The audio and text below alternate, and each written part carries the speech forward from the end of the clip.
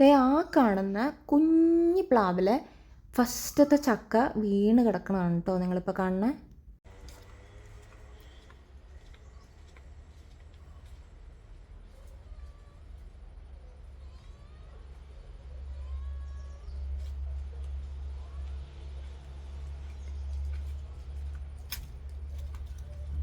പഴുത്ത ചക്കയാണിത്, പഴുത്ത ചക്ക. ഇതിന് ഞാൻ എന്ത് ചെയ്യും? എനിക്ക് വെട്ടാൻ അറിയില്ല. കാര്യം എനിക്ക് ചക്ക വെട്ടാൻ അറിയില്ലെന്നൊക്കെ പറഞ്ഞെങ്കിലും ഇവിടെ വേറെ വഴിയില്ല. കാരണം ഞാൻ വലിയമ്മ മാത്രമല്ലേ ഉള്ളൂ. നേരം കെട്ട നേരത്താണ് ഈ സാധനം വീണതും. അപ്പം ഞാനെന്തേ സകല ആയുധങ്ങളുമായിട്ട് പുറത്തേക്ക് ഇറങ്ങിയിട്ടുണ്ട്. വെളിച്ചെണ്ണയാണ് മെയിൻ, കാരണം ചക്കയാണല്ലോ ഐറ്റം. അപ്പം ഞാൻ വെളിച്ചെണ്ണ കയ്യിലും കത്തിയിലും മുഴുവൻ തൂത്തിട്ട് അങ്ങോട്ട് വെട്ടാനിരിക്കുകയാണ്. എൻ്റെ ദൈവമേ, ഞാൻ നക്ഷത്ര എണ്ണി എൻ്റെ അണ്ടകടാഹം വരെ കറങ്ങിപ്പോയി. കാരണം അത്രയും പാടായിരുന്നു. ഒന്നാമത് കത്തിക്ക് മൂർച്ച ഉണ്ടായിരുന്നില്ല. അപ്പോൾ ഇത് നിങ്ങൾ കാണുന്ന പോലെ ഇല്ല. കാണുമ്പോൾ തോന്നാ നന്നായി വെട്ടുന്നുണ്ടല്ലോ, പക്ഷെ അങ്ങനെയല്ല. നല്ലോ കണ്ടോ, ഞാൻ കിടന്ന് കുലുങ്ങുകയാണത് വെട്ടുമ്പോൾ. നല്ല പാടായിരുന്നു അത് വെട്ടാനായിട്ട്.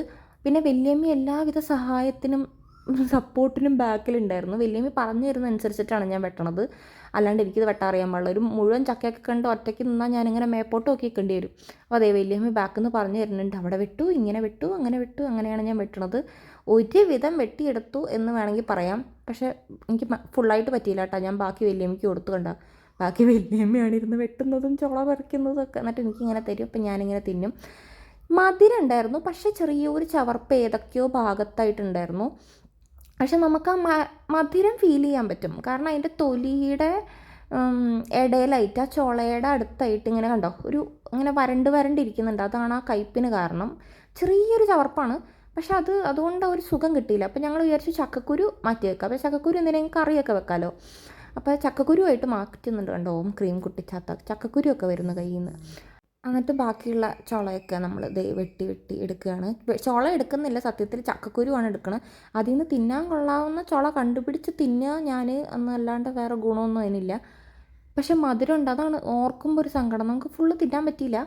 പിന്നെ നമ്മുടെ നാട്ടിൽ പറയും പ്ലാവിൽ നിന്ന് ഫസ്റ്റ് ഉണ്ടാവുന്ന ചക്ക പ്ലാവിന് തന്നെ തിരിച്ചു കൊടുക്കണം. അപ്പം ഞാനത് ചെയ്യാൻ പോവാണ്. പകുതി നമ്മൾ വെട്ടിയെടുത്തുള്ളൂ, ബാക്കി പകുതി നമ്മൾ കളയുകയാണ്. അപ്പോൾ അത് പ്ലാവിൻ്റെ ചുവട്ടിൽ തന്നെ കൊണ്ടിടുകയാണ് കേട്ടോ. അങ്ങനെ തന്നെ.